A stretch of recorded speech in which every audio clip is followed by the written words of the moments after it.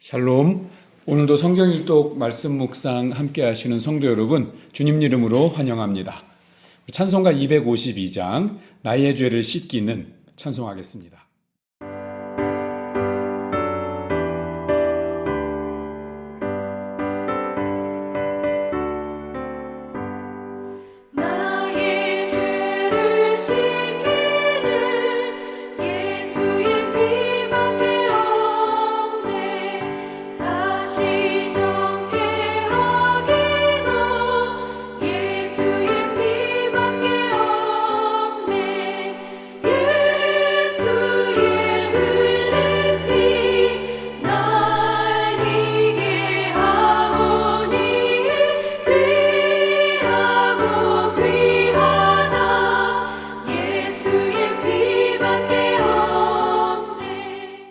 오늘 말씀은 민수기 21장 8절에서 9절입니다. 민수기 21장 8절 9절 말씀 제가 봉독하겠습니다. 여호와께서 모세에게 이르시되 불뱀을 만들어 장대 위에 메어달라. 물린 자마다 그것을 보면 살리라. 모세가 놋뱀을 만들어 장대 위에 다니 뱀에게 물린 자가 놋뱀을 쳐다본 즉 모두 살더라. 아멘. 오늘은 민수기 19장, 20장, 21장을 함께 읽습니다. 민수기 19장은 시체를 가까이 해서 부정하게 된 자들에게 부정을 씻는 잿물로 정결하게 해서 이 죽음을 방지하는 것을 알려주고 있습니다. 그냥 간단한 부정들의 경우는 그냥 물로 씻거나 저녁까지 시간이 지나가는 것을 기다리는 것으로 해결이 되었지만 좀 심각한 부정인 경우에는 7일 동안 기다린 후에 부정을 씻는 이 잿물로 속죄제를 드려야 했습니다. 이 붉은 암송아지 의식이라는 지금 다소 복잡한 과정이 있는데요.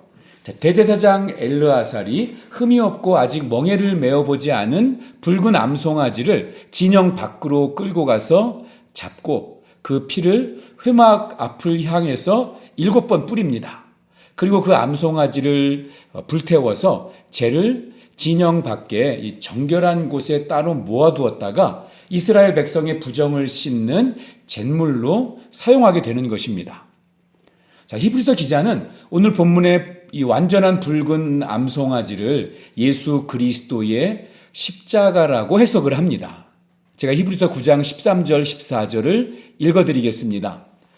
염소와 암소의 피와 및 암송아지의 재를 부정한 자에게 뿌려 그 육체를 정결하게 하여 거룩하게 하거든 하물며 영원하신 성령으로 말미암아 흠없는 자기를 하나님께 드린 그리스도의 피가 어찌 너희 양심을 죽은 행실에서 깨끗하게 하고 살아계신 하나님을 섬기게 하지 못하겠느냐.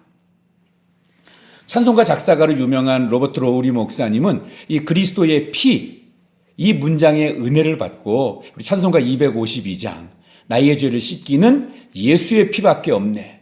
나를 정케하는 것도 평안함과 소망도 나의 고백도 나의 찬송의 제목도 오직 예수 그리스도의 피밖에 없다고 노래를 합니다.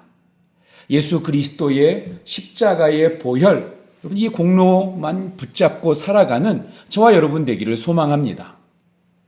민수기 20장은 시간이 첫째 달 그리고 장소를 가데스라고 이야기해 주면서 시작을 합니다.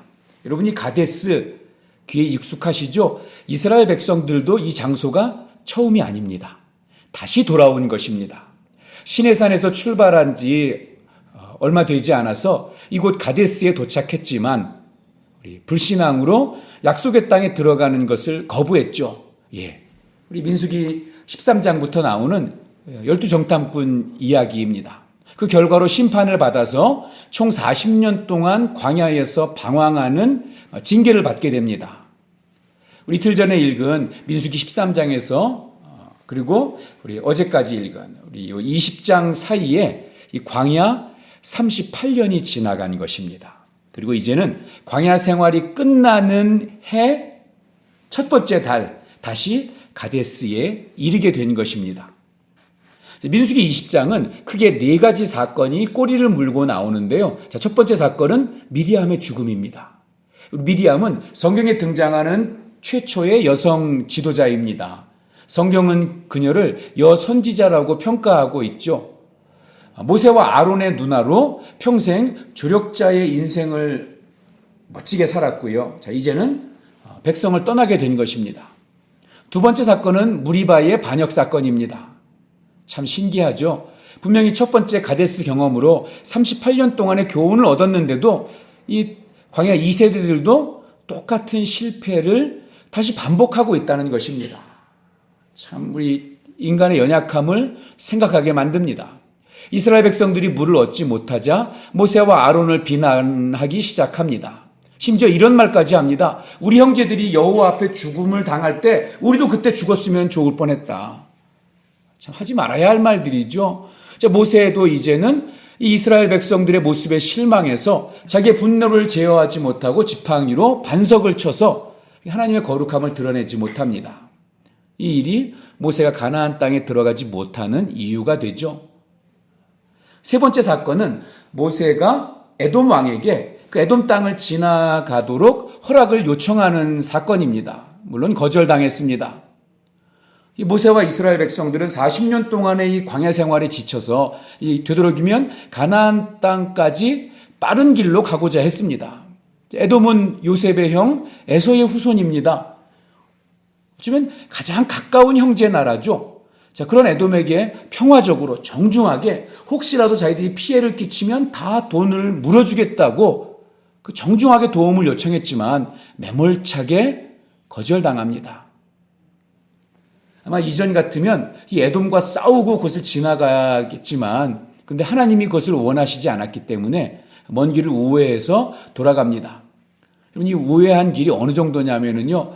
우리가 시에떼를 가야 하는데 그럼 빼르빼르 길로 바로 가면 되지 않습니까? 근데 그 길을 누군가 막아놓고 허락해 주지 않았기 때문에 저기 오벨리스코로 뒤로 내려서 오벨리스코를 돌아서 루즈벨트 길로 해서 올라가는 것 같은 그러한 길로 몇 배나 되는 길로 돌아간 것입니다. 자, 마지막으로 아론의 죽음과 그의 아들 엘르아살에게 아론의 대제사장의 옷을 물려 입게 한 것입니다. 아론이 입은 대제사장의 옷을 그 아들 엘르아살에게 다시 입힌다는 것은 하나님의 약속이 여전하다는 것을 뜻합니다. 그래서 이스라엘 백성에게 희망이 있습니다.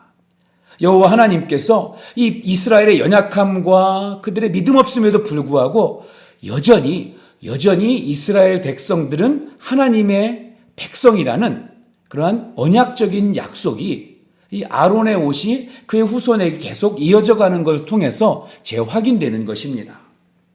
자, 이 20장 한 시대가 가고 새로운 시대를 준비하는 그러한 과도기적인 내용입니다. 이스라엘을 이끌던 3명의 지도자 중에 2명이 이 20장에서 죽습니다. 미리암은 이 첫째 달에 죽고 아론은 5월 초하루에 죽습니다. 모세는 가나안 땅에 들어가지 못한다는 말씀을 또 20장에서 이렇게 듣게 됩니다. 그리고 그해 연말경에 모세도 죽습니다. 어떻게 보면 먹구름이 잔뜩 낀 것 같은 정말 절망적인 내용처럼 보이지만 그 먹구름 사이로 새로운 시대가 열리고 있다는 것을 느끼게 해줍니다. 21장은 모압을 우회해서 가는 이스라엘을 이 가느안 족속 아랏의 왕이 먼저 싸움을 걸어서 백성들 몇 명을 잡아갑니다. 그래서 그에 대한 복수로 호르마를 정복하게 되죠. 여러분, 흥미로운 것은 민수기 14장 마지막 부분에 보면 이스라엘 백성들에게 이제 징계를 받아서 광야를 40년을 방황해야 된다고 말을 듣고 오히려 이스라엘 백성들이 다시 가나안 땅을 정복하러 올라가자고 이야기를 합니다. 근데 하나님이 허락하시지 않죠. 하나님 허락하시지 않는데, 그러니까 하나님의 은혜 없이 가나안 땅을 정복하려고 자기들 마음대로 올라갔다가 오히려 전쟁에 져서 어디까지 쫓겨나요? 호르마까지 쫓겨났다고 기록을 하고 있습니다. 그런데 21장에서 이 호르마를 정복하게 된 이 사건은 이제 하나님의 은혜로 가나안 땅이 정복하는 것이 시작되었다는 신호라고 할 수 있습니다. 여러분, 하나님의 나라는 내 힘으로, 내 능력으로 들어가는 것이 아닙니다. 뭘로 들어가요? 믿음으로 가는 나라, 하나님 나라입니다. 이스라엘 백성이 이제 자, 에돔을 통과하지 못하고 아까 말씀드린 것처럼 먼 길로 우회해서 가는데 그 길이 어느 정도까지냐면요. 홍해까지 내려갑니다. 그래서 이게 삥 돌아서 요단 동편 모압 평지 약속의 땅 가장자리까지 가게 됩니다. 이 좋은 길 놔두고 멀리 우회하는 거죠. 이제 젖과 꿀이 흐르는 땅으로 곧 들어갈 줄 알았는데 그런데 다시 홍해까지 지금까지 왔던 광야길을 거슬러서 돌아가야 한다고 생각하니까 여러분 트라우마가 발동했을지 모릅니다. 다시 또 우리가 혹시 가나안 땅을 아니 광야를 또 방황해야 하는가. 더군다나 우리 38년 전 우리 그 가데스에서 다시 홍해로 다시 내려가는 거니까 트라우마가 발동한 것 같습니다. 불평이 터져 나옵니다. 21장 4절입니다. 백성이 호르산에서 출발하여 홍해길을 따라 에돔 땅을 우회하러 하였다가 길로 말미암아 백성의 마음이 상하니라. 이제 더 이상 못하겠다. 푸념을 할 수도 있습니다. 예, 물론 그럴 수 있죠. 그런데 그 원망을 하나님을 향합니다. 자기들이 잘못해서 그렇게 시작되었던 것인데. 그리고 심지어 어떤 이야기까지 해요? 이제 하나님의 은혜도 다 필요 없다. 하나님이 주시는 거는 가치가 없다. 만나도 실증나서 다 하찮다고 그런 불평까지 해댑니다. 하나님께서 이때 40년 광야 생활 마지막 시험을 내리시는데 불뱀 사건입니다. 자, 불평은 내 인생의 주권자이신 하나님을 무시하는 행위입니다. 여러분 참 우리가 의미 있는 것은 이때까지 40년 동안 광야를 다녔지만 한 번도 그런 일이 없었습니다. 그런데 갑자기 광야에서 불뱀들에게 물려 죽는 사람들이 많아집니다. 어떻게 생각해 보면은요, 그동안 이 광야에 정말 많은 이 독 있는 동물들이 있지 않습니까? 전갈이나 뭐 독검이나 불뱀 같은 광야에 독을 가진 동물들에게 지금까지 물리지 않은 것이 이상할 정도로 그렇게 그것들이 보이지 않다가 이제 갑자기 막 나타나기 시작한 것입니다. 오늘 본문을 묵상하면서 느낀 것이 그렇구나. 하나님께서 지금까지 보호하셨구나.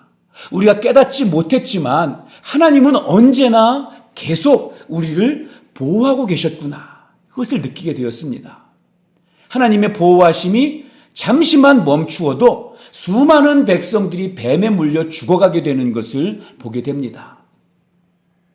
모세는 백성들의 죄를 용서해달라고 하나님께 다급하게 간구합니다.